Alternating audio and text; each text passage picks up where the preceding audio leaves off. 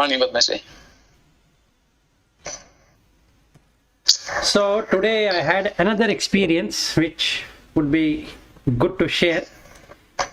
So today I experienced 1 to infinite and infinite to 1. Meaning I can become infinite and I can become 1. So that was the experience.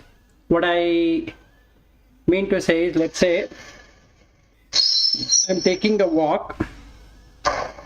Now all the 4 elements drops off, then leaving only the consciousness. Now in that consciousness I can see everything as consciousness, both meaning humans and animals and this and that, all of the kind ever made.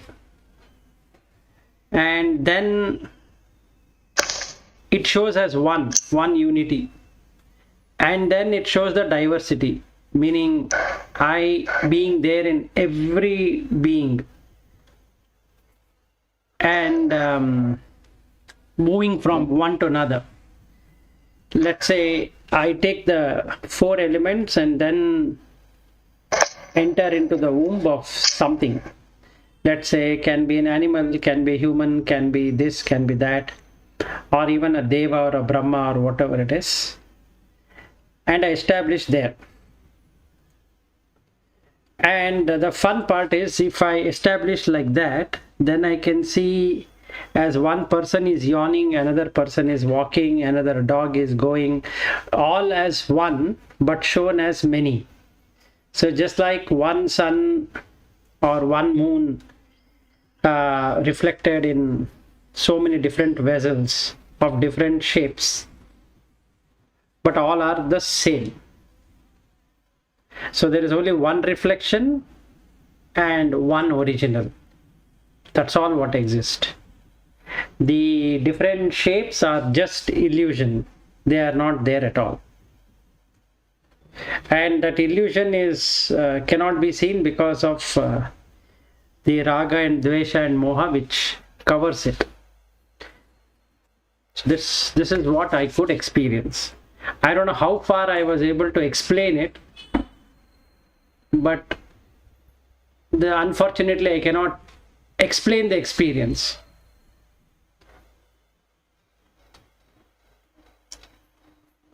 Any questions, or shall I continue on the 17th chapter? Yeah, so I understood. So you have experienced that oneness, that consciousness is there everywhere in everybody. So okay, you know it theoretically, we are talking. And then once you see that, in one way you are expressing yourself as so many different things at the same time. And in other way, it is the same thing, which is there in everything. Yeah, with that. Yeah, sorry. With that, what happens is that you lose that dvesha itself, because it is you who is there in so many of them. Yeah, that's true, because there's no one to get angry with. There's no one to... Yes. Yeah, correct. So I, even though I have not experienced, I have understood what you are trying to explain. And dvesha not being there, raga also wouldn't be there, and there is no moha anymore. That moha is that there is somebody. Now there is nobody. It is you and the original consciousness. So you are the reflection and that is the original. The pots are removed. Correct.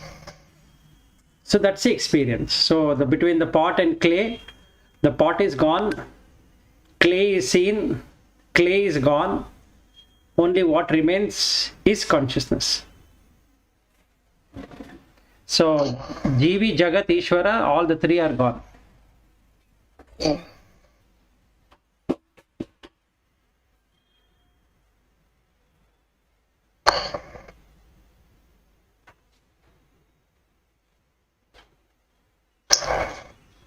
Yeah, good experience. I think once it reaches some level, you will get some experience or the other every day or every time. Every moment, basically. Yep. So now I think with the way things are going, it will be very short time that I should be able to remember all the past lives, and then I can get the siddhis, because it is the consciousness which is making all the siddhi.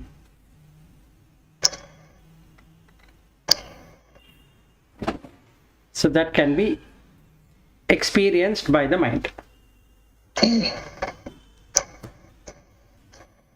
Okay, so we stopped at 6 verses and now we are going to 7th one. Aharaha tu api sarvasya trividha bhavati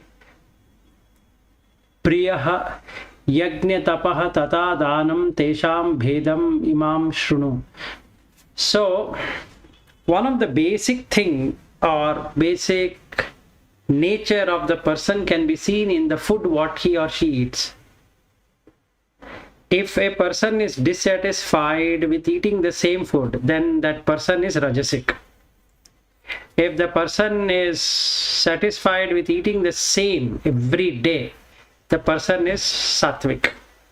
If the person grumbles for any food given at all, finds some mistake in it, either it is heat or it is sweet or it is sour or astringent or this or that and salty, and keeps on complaining that that was good and this is not good and all that, that person is tamasic.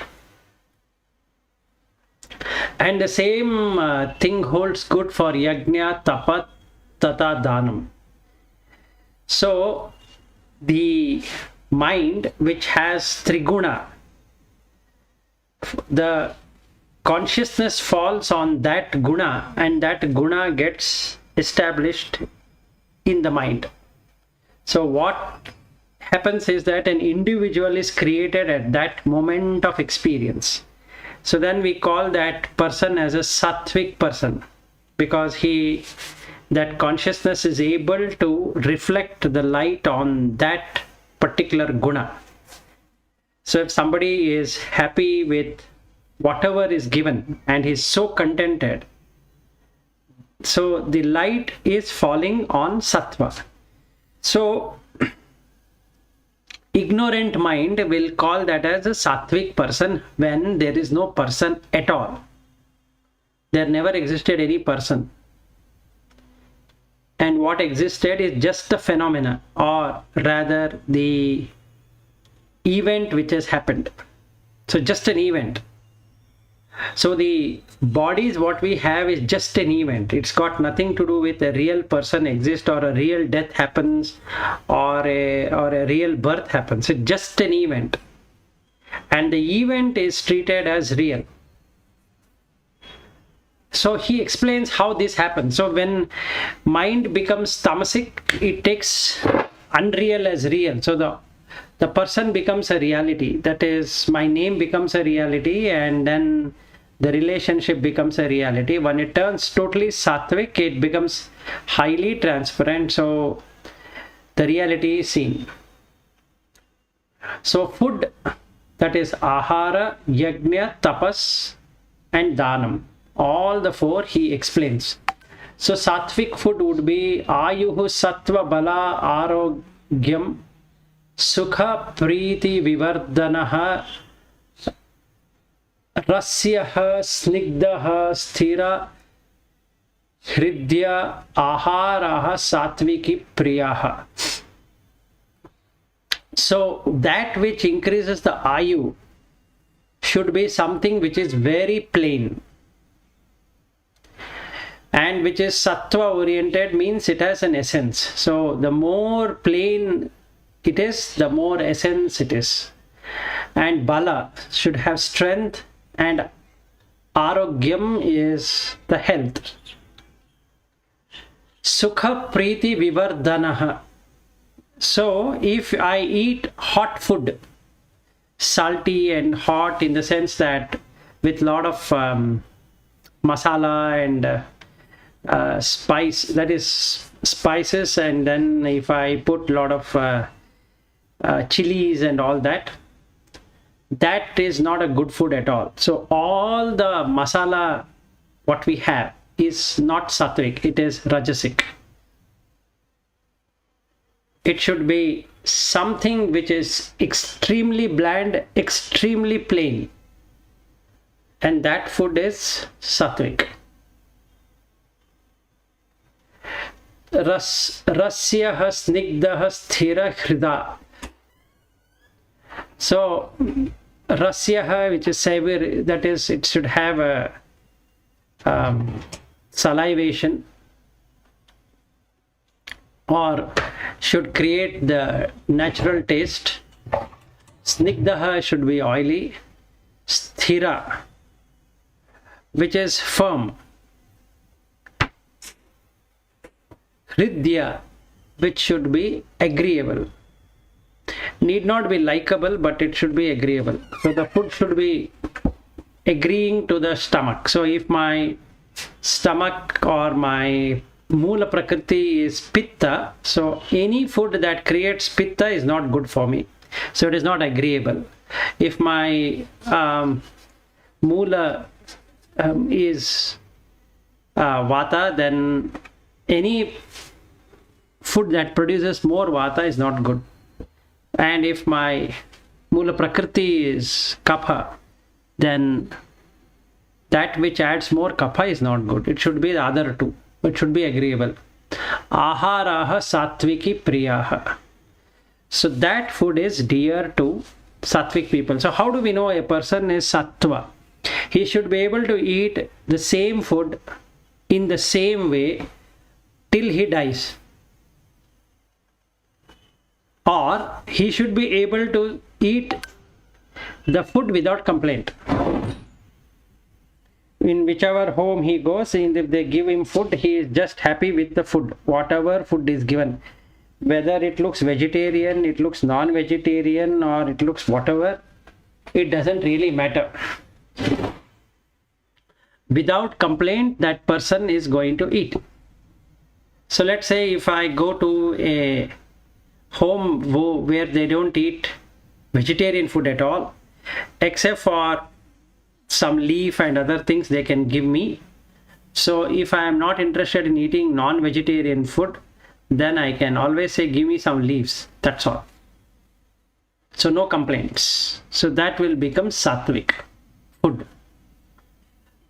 Rajasic food should create more of movement. So Katu, Amla, Lavana, Ati Ushna, Tikshna, Rukshaha, Vidahinaha, Aharaha, Rajasyaha, Ishtaha, Dukkha, Shoka, Amaya Pradaha. So ama will get developed. Ama means degradation of the food. The more salty, the more chili, and the more colorful the food is, the worser is the lining of the stomach, and then it putrefies much easily. So ama gets developed. Okay, and ama is the one which creates what is called as toxins, and the body is filled up with toxins. So the person who has a lot of these kind of food, which is bitter, sour, saline, excessively hot, pungent, dry, and burning, these food are loved by the Rajasic people. And the way they do it is they cannot eat the same food in the 3 time durations. That means, let's say morning they prepare a rice and there is some curry, and afternoon the same rice, same curry, then the evening same rice, same curry, and tomorrow also the same thing, day after tomorrow same thing, that day after tomorrow same thing. Then they get literally worked up. They feel that, why am I earning? The earning is to make sure that I eat different delicious food. And the delicious is defined by bitter or sour or saline or hot or pungent or dry and burning. The problem with this food is that it creates bondage. So it will be dukkha. That means the mind will get polluted. Shoka, so it will be in grief. And ama, which is going to create a lot of diseases in the body. So majority of the viral fevers, I'm not talking about COVID, and general viral fever affects those people who are very rajasic, because there is already ama there. Toxin is already got developed. The more the toxicity, the easier for the proteins to get spread out, which is the food for the bacteria and viruses. The more the sattvic, which is bland, the lesser would be the disease. I'm not saying that the person will never have any diseases who is sattvic, but it will be so less that the impact itself is not there. Then comes to the tamasic food. Yata yamam gatarasam puti parushitam cha yat uchistram api cha amedhyam bhojanam tamasa priyam. Yata yamam. Yata means long cooked. So majority of the people use refrigerated food, meaning they prepare food in the night. It is lot of food is there. Then they can't throw it, they can't give it, so they keep it in the refrigerator. So the rice is there, cooked in the night, so then they put it in the refrigerator, then they take it out, they put it in the oven and they heat it up and eat. So that has no essence at all, so it is stale, so long cooked. Gata rasam. Gata is to go, rasam is the savory substance. That itself is not there, so it becomes tasteless. Like people are there who buy large size pizzas and medium size pizza, especially in the US. Then when I was working there, same thing. So you bring it home, then they pack it, or you go to the restaurant and then say that, okay, why don't you pack it, and they pack it up, bring it home, keep it in the refrigerator. In the night or in the evening or whatever, you again cook that, whatever is there, and eat it.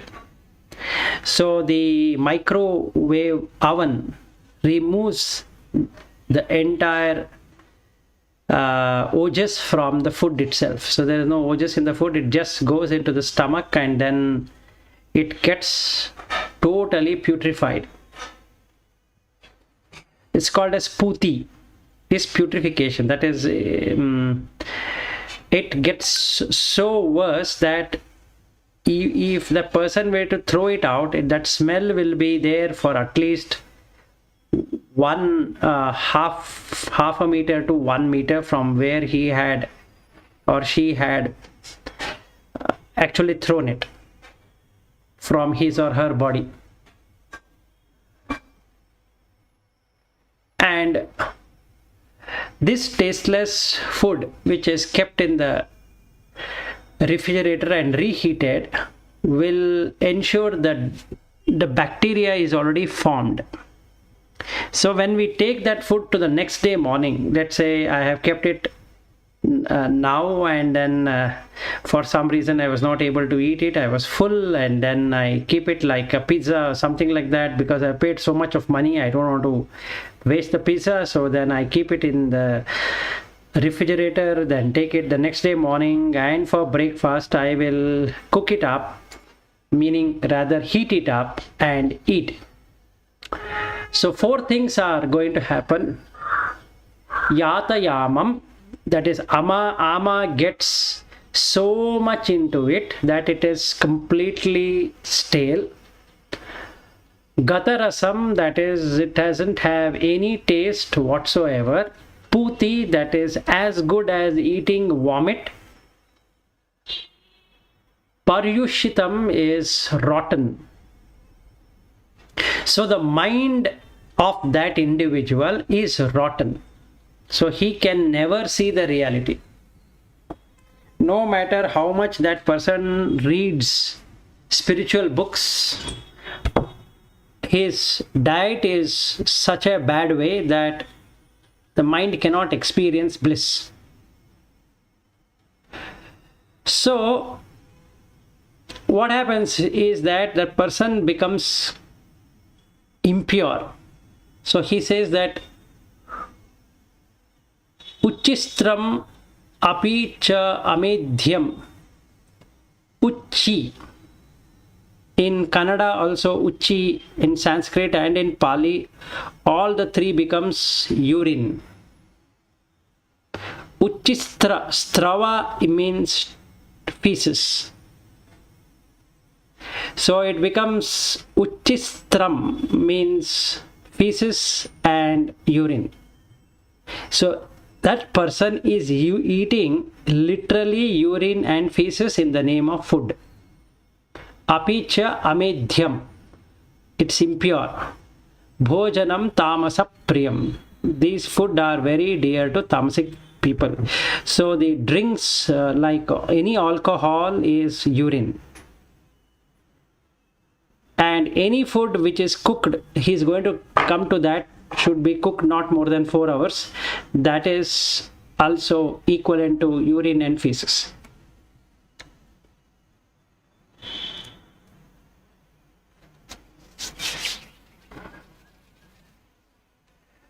So then we come to the sacrifice. Any questions you have on the food before we come into yajna?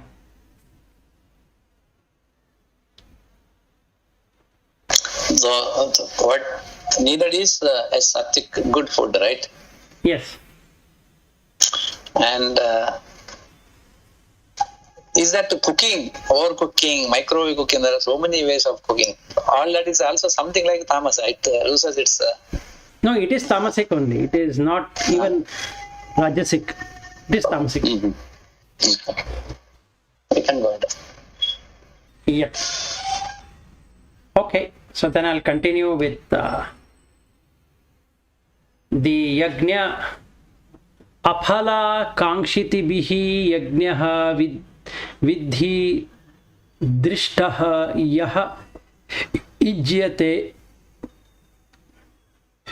yashtavyam eva iti manaha samadhaya saha sattvikaha. The yajna which will not have any desire for fruits, kankshibhihi, that is, there is no expectation either. Vidhi drishtaha yaha ijyate, which is offered as indicated in the scriptures. That is just offer because of offering. There is nothing to gain from that. Yashtavyam eva iti manaha. Because that has to be done, it is being done. Na mama. Samadhaya saha sattvikaha. So that means the person has put a samadhi, the same state of mind, where he is not interested in any fruit of action of that yajna, nor he is having any expectations to reach something, because he knows that he has already reached what has to be reached. So that is sattvic. Whereas when we come to the rajasic, abhisandhayatu phalam dambhartham apicha eva yat ijyate bharata shreshta tam yajnam vidhi rajasam. Then the question comes that why should I do this kind of yajna? If I am not supposed to expect anything, it has no meaning. There is no motivation for me to do. So those people who want an external motivation are rajasic people. So even in the organization we can find there are self-motivated and there are people who get motivated if something is kept in front of them. A title change or a designation or a new technology to be worked or something like that. If you keep it, then they will do the yajna. So they always have abhisandhaya. Abhi means excess. Sandhaya means excessively predicting the fruits. So all the investments and all the growth, all the ambition, all that we think we are is nothing but rajasic. So there is always an expectation of a particular kind of fruits. And they do it, that is, that kind of person do it with lot of show off. Dambhartham apicha evayat. So they just show off to say that, look, I'm doing all of this. Like people do charity, which is going to come next. So they do that.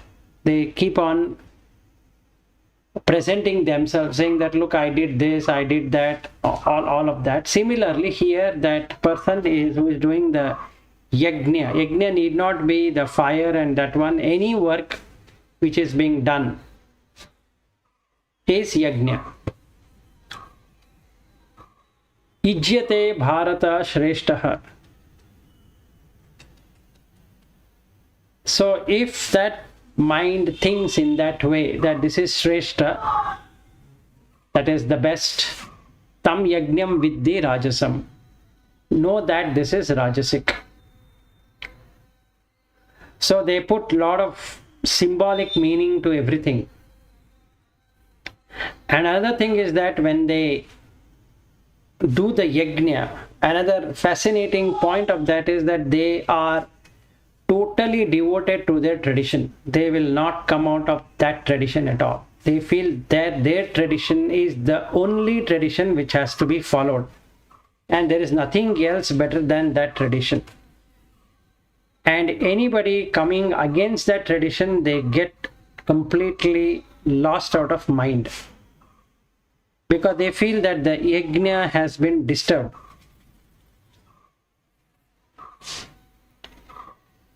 And they keep on doing it.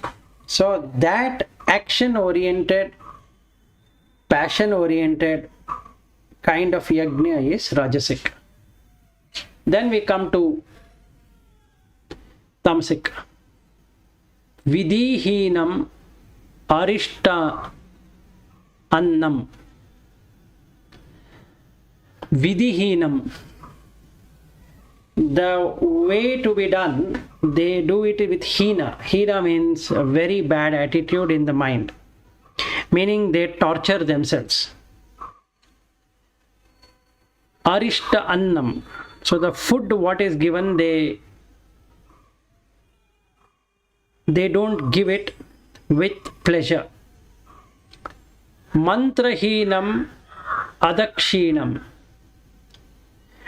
So they'll utter mantra which are very fast. So there are a lot of priests who just keep on jumping.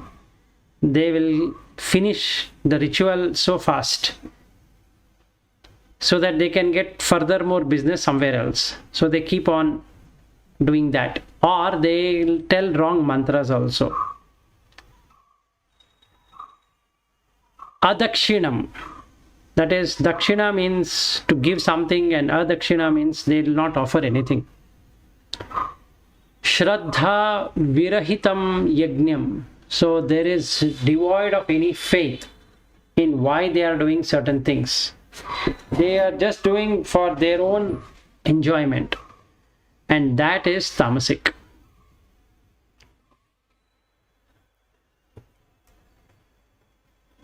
Any questions here? Or shall I continue?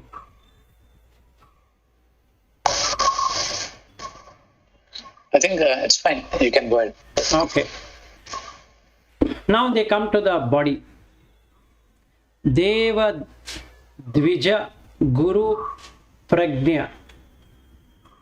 Pujanam, Shaucham, Arjavam, Brahmacharyam, Ahimsa cha, Shariram, Tapaha, Uchyate. So now he says, what is austerity? Deva, Dvija. Dvija means twice born. That is, the person should have understood what is Brahman. And the Deva is the gods. That means Deva means to give. One who can give anything, and one who has understood how he came from the womb, and now he knows why he came from the womb, becomes the Dvija, twice born. Guru Prajna. Prajna means one who has wisdom, got his wisdom opened up, and has a Guru. Pujanam, Shaucham, Arjavam. So their worship, Shaucha, cleanliness, Arjavam is the straightforwardness which comes due to tranquility of the mind. Brahmacharyam, Ahimsa cha. So they follow all the 40 precepts, or what dharma is indicated in the 12th chapter. Or if you take the Patanjali Yoga Sutra, there Yama and Niyama is completely established. Shariram Tapaha Uchyate. So this is called as the one who does through his body. Then he talks about one who does through speech. Anudvega karam vakyam satyam priyahitam cha yat swadhyaya abhyasanam cha eva Vangmayam tapaha uchyate. Yeah, but I just saw that one. The meaning for this, I was just going through that. It says, ಮತ್ತೊಬ್ಬರ ಮನಸ್ಸಿಗೆ ನೋವುಂಟು ಮಾಡದೆ ಸತ್ಯವೂ ಪ್ರಿಯವೂ ಹಿತವೂ ಆದ ಮಾತುಗಳನ್ನು ಆಡುವುದು ಮತ್ತು ವೇದಾಭ್ಯಾಸವನ್ನು ಮಾಡುವುದು ಇವು ವಾಂಗ್ಮಯ ತಪಸ್ಸೆನ್ನಿಸುವುದು. What is this ವಾಂಗ್ಮಯ? Vangmaya is deeply reflecting within oneself, is Vangmaya. It says Vedabhyasa ಮಾಡಬೇಕು. That is recommended here, Vedabhyasa.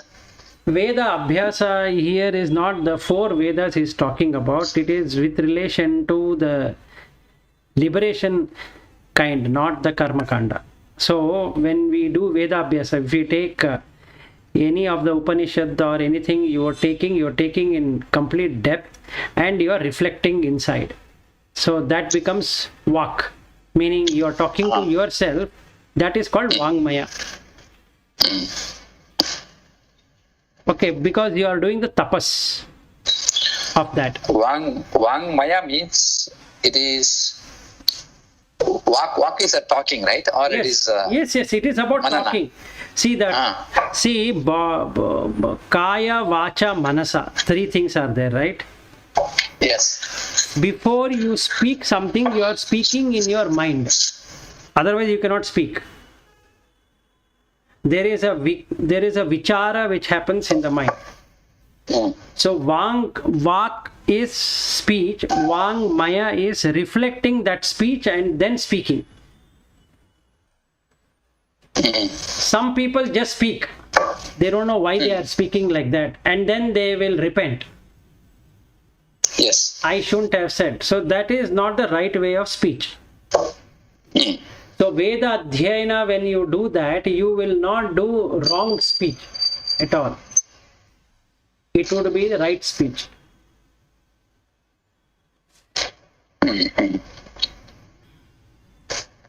So he says, Vangmayam tapaha uchyate. That means you are doing that austerity in speech.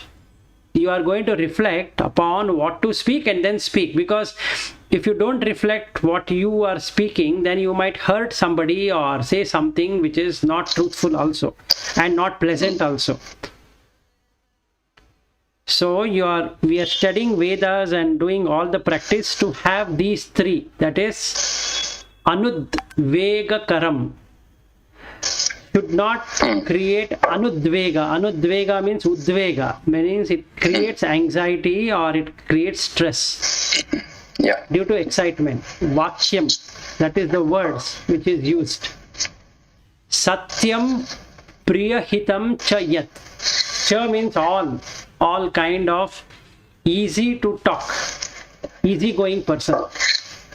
So it will be truthful, it will be pleasant, and it will be beneficial instead of talking some lame thing. Like, if we talk about COVID as an example, that tapas is not good tapas at all. Because it doesn't lead to peace of mind. It creates a very anxious, very fearful state of mind. So which is not the right speech. Okay. So if I want to talk about COVID, then I should say how the person can come out of COVID rather than what the channels show, the fear. The beds are not there, this is not there, oxygen is not there, ambulance is not there, this is not there, that is. So they keep on showing what is not there. That speech, how did it happen? That person has wrongly thought about it, which is bad. So it is tamasic. So that tapas, what that person is doing, is very bad tapas. So it will take him to a lower destination rather than a higher destination. So Veda Abhyasa is relation to how to have a stability in your mind. And that is created through speech. Because speech connects to the mind. Yep. So when we hear somebody speaking, but if you can observe, if you see some TV channel or even if you read the COVID related, you see what happens in your mind. It immediately creates fear. Correct. There is no way your mind is at peace. So that speech which creates fear is not a good speech. Because it is not a truthful representation of what is happening. So when we are talking, it should not create a worry in others' mind, right? Yes. That person also should not be worried who is talking, and also that person who his talk shouldn't create any worry in another person. If you see the TV channels, you will see that they are worried. Who is speaking is as worried, and he creates the worry through his sound. Yes. All because of TRP rating. Not because that they want to give you an information what is happening. They want to put exclusive. That is, this is our exclusive. We have some tough situations in office. A person, a task is given, he has understood, he will deliver, no problems, no worry, both sides, it is smiley. But if that person is not delivering due to maybe lack of knowledge, maybe lack of motivation, then the person who has given the task, he will be very uncomfortable. And whatever he talks from other side, it will create a worry in this guy, the person who has not delivered. Because immediately insecurity kind of words only will come from other person. That please improve. That means to deliver in the existing level itself, he might have struggled. Now again, if you say improve, you have to put extra effort. It is worry. Correct. So and how to deal with that kind of thing? Most of us are facing this issue on daily basis with the 30% of the people, at least 20% of the people. No, the thing is like this, but there are unrealistic expectation and there is unrealistic acceptance also. And before we accept to that timeline or to that work or whatever, let's say a project is transitioned to India. It could have been very well done in Germany or in Sweden or any other country. So there is a competition to do it faster.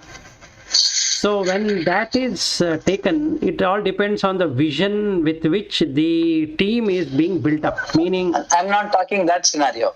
That scenario means we will position the people who can really deliver. I'm talking about day-to-day scenario. I'm also The talking about other day to day person, only. due to any reason, that person is not ready to deliver. He may be lazy. No, it's not But like that. when if the case is he is lazy, he has not delivered, he has not even updated, it's a surprise for you.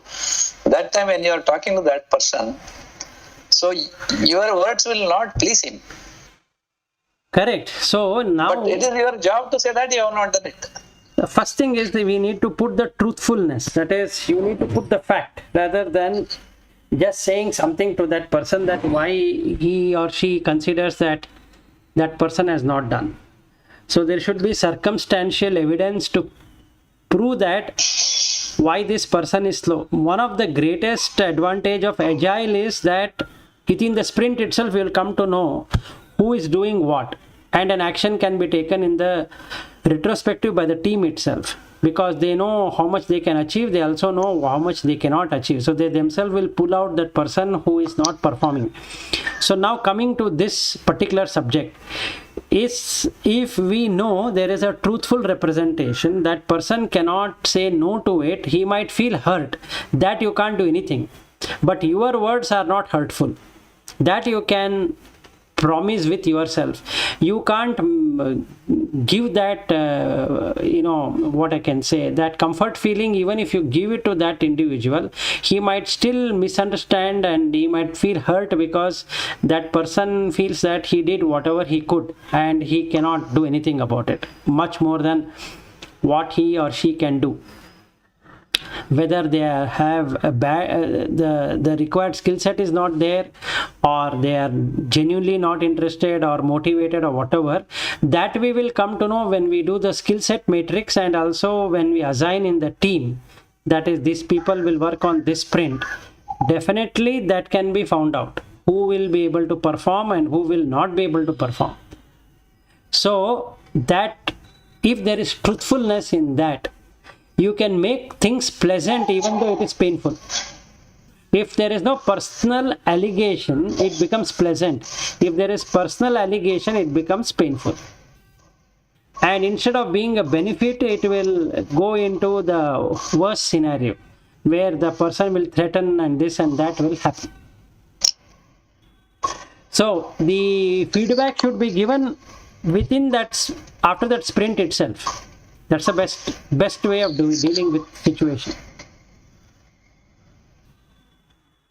So then, so it is a dharma to give the feedback, because expected and committed things has not happened. correct. And it will create a problem with the other guy. So then I will not have any issues. It is a problem with that guy only. It's like I have taken loan from someone, and I have promised that on the salary date of 5th I will return the loan, but I don't do that. Correct.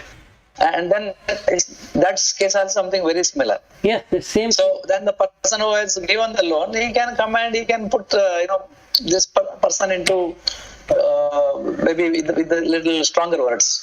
So those stronger words are not required. The thing is, it will happen.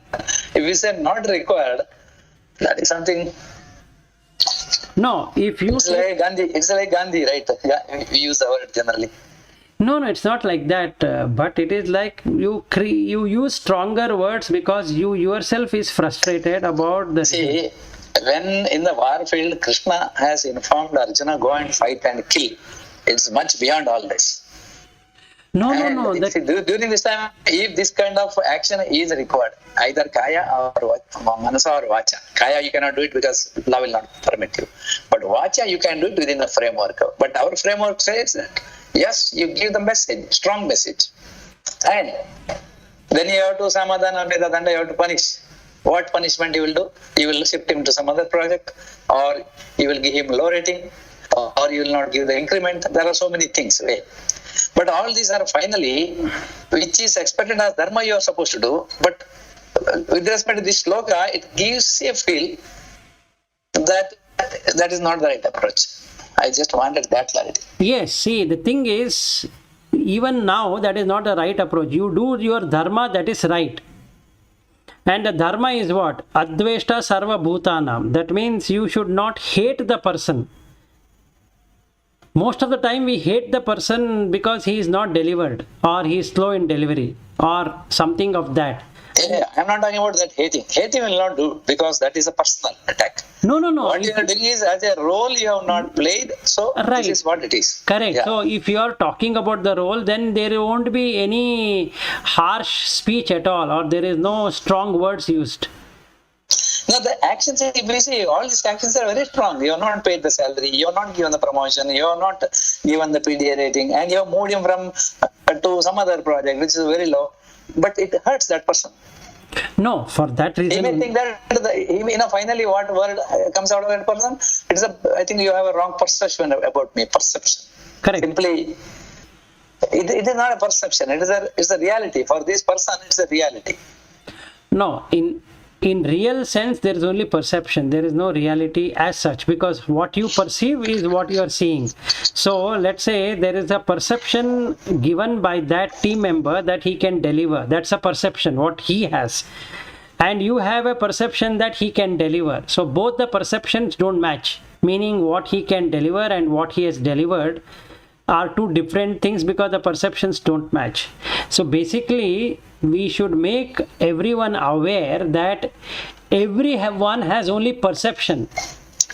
That's all what exists. The perception is taken into reality because of the commitment. Let's say somebody says that you need to deliver in 3 months period, and then I sign up for that, thinking that I have the ability to do it in 3 months. Now, after I have taken that, I am not able to deliver. What changed? My perception of the project changed. I thought I can deliver, but I am not able to deliver. That is the reality. Meaning that perception has changed. So the perception what the manager had was that he can deliver based upon the confidence level what he had shown when this project was taken up. He said, no problem, sir. We know how to do it, and we are aware of this problem. We can deliver it. So based upon that, everything is accepted because the perception is a positive perception. Now, when things change, or when I start looking at the requirement and I start dealing with the things, I find that in 3 months it is not possible to deliver. If I brought that up in a very honest fashion, and I have said that I cannot deliver this, no matter what you say, that is truthfulness. But generally, I am not truthful, because I know that if I say that, then I will have problem. So I will do dilly-dallying of trying to see what can be done and how it can be done, and till the end I will not say that it cannot be delivered.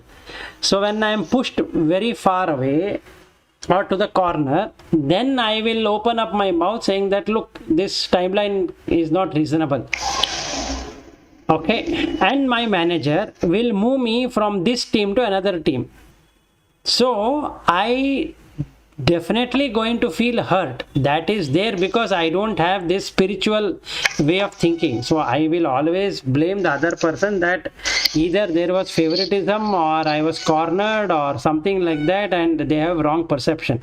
This wrong perception was given by me only. So what I should be doing if I am the manager is that I have to inform that person who is on the project before the project starts, like we are having this perception right now that we can deliver, but if the perception changes, you need to let me know, otherwise we are going to keep that same perception that we can deliver, and if that delivery doesn't happen, then it can create a lot of problems in terms of work being assigned, and also the roles can get changed. So if we can put that, I think people will be smart enough to take it, and those who don't take it anyway will get that. So you have said what needs to be said, and you have indicated what would be done, and you have also informed them that, look, be careful, you are given this perception. Because organization also has the same perception, right? They know for sure that this can't be done in 3 months, but they want in 3 months because there is a release or there is a customer who is waiting for it or whatever it is. So everybody works on perception only.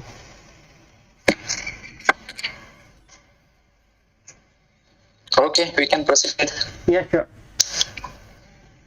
So the conclusion here is that for whatever is happening, we don't have to use harsh way of saying it. You can clear off the perception. That's all what you need to be done.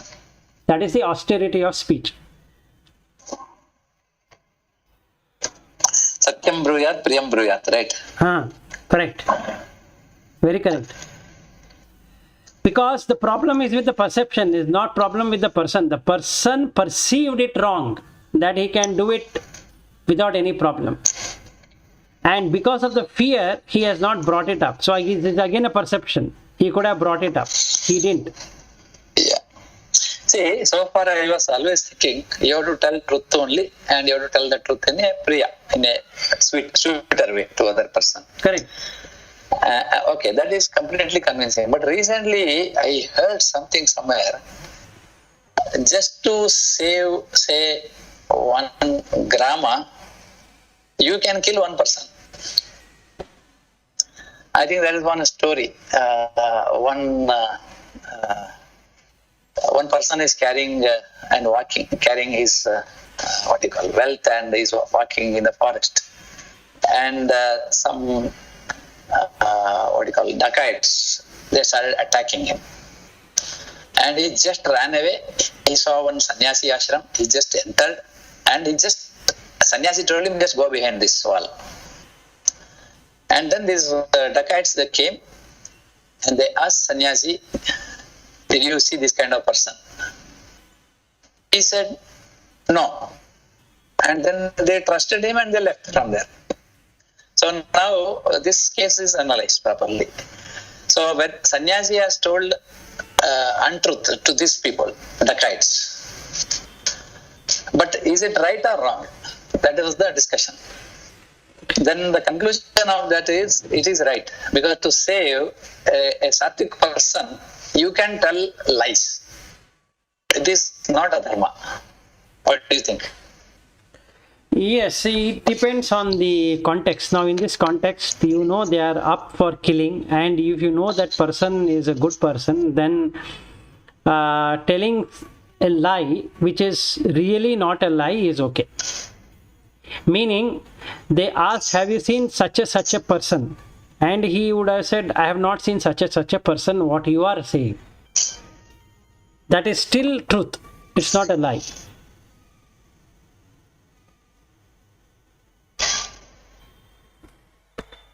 This is slightly deeper. I think such 2-3 examples I studied, and it says that it is not lie. For example, that Ashwatthama, that one... Hataha, yes. Hataha. So that is also properly fabricated one. It is known that it is lies, but as per dharma, it is allowed. Because the reason is the bigger, higher goal. Correct. That is Dronacharya, right? Dronacharya's son. Correct. I think the higher goal is Dronacharya. If it is not informed to Dronacharya, what will happen? The fight will continue, and he is going to kill so many people next day, 10,000 people. That is his, I think, oath. So Krishna decided he is a nice person. He should not kill 10,000 people next day. If he kills, what will happen is he will get so much of papa. So let him not kill. I think that is one of the higher purpose of telling that lies. And that it is lie, no doubt. But it is permitted as per dharma. Correct. Because the stopping somebody from... One thing I wanted to tell you here is Krishna simply had gone to Drona and said, don't do it, he wouldn't have done it. Why Krishna chose to do this, I don't know. Meaning, I don't know. Okay, we are reading this, and it is always a point of contemplation for many of the people who will talk about this, but I don't know whether... meaning, is there a better explanation? I have not got a better explanation till today. See, now the thing is, here is what is the intent of the person, and can it be negotiated? If the intent of the person is to destroy something, then the Bheda and the Danda should be used accordingly. Meaning the Viveka should be used in a different way than the normal way. So in this case, if the Dronacharya was really good, he would have accepted saying that, oh yeah, you are right, there is no point in, because even he knows that killing so many innocent people is not a good thing to do. But then he will say that it is Rajaniti, and as per that, killing is the only thing that can be done. The point is that each one chose their own dharma. Correct. Drona felt that he was indebted to the kingdom, and as long as he is the commander in chief, he cannot allow anything else to happen to the remaining part of the army. So each one chose their dharma. Which is not true, because the dharma is indicated in the 12th chapter. What is dharma? Anything other than that is adharma. Right. No, what you're saying is right. No, I'm just saying that whatever was known to them as the best dharma that they can take, they have taken. Yes. So I'm not saying that dharma is right. I'm just saying that each one, again, it's all about perception, what you said. So in their view, they felt that was the right. Correct. I think there is always that, even in Mahabharata, when you think about Karna's dilemma, it is also there. Correct. The same dilemma is there, because Krishna goes to him to tell him to come back, and he says that when he reveals that he is Kunti's first kid and he has to come back to the Pandavas because that is what is dharma. Again, it was a perception. He chose not to listen to Krishna because he felt that his dharma was, though he knew that in the overall game plan that is not dharma, he chose to remain with his friend because he was loyal. So for him, loyalty to the friend was the biggest dharma that he had. Correct. Absolutely. So when in that case, when there is adharma, which is not part of the 12th chapter, then appropriate adharma has to be used, which is not really going to create much problem. So one of the easiest way to do is to create a sugar-coated lie, which is truth, but it's lie. So that is what they do in order to show that it is okay to tell lies, even though it is not. So what would happen is it is sugar-coated. The truth is sugar-coated in such a way that the lie comes out. So in that way, that karma gets nullified. So it is a much deeper topic to really see. So in this particular case, what Bhatt explained about a dacoit, the intent is to kill. So an innocent being is getting killed for no reason. So what is truth there? Have you seen such person? He has not seen such person, because that is the description given by the dacoits. And in true sense, he has not seen such a person, because that is their perception. So he said, no, I have not seen such a person. Because in his perception, in the sannyasi perception, this person is different. So he saved him. So from outside it looks a lie, but from inside it is the truth. In the same way, Ashwatthama Hataha, from outside it looks lie, but from inside it is true.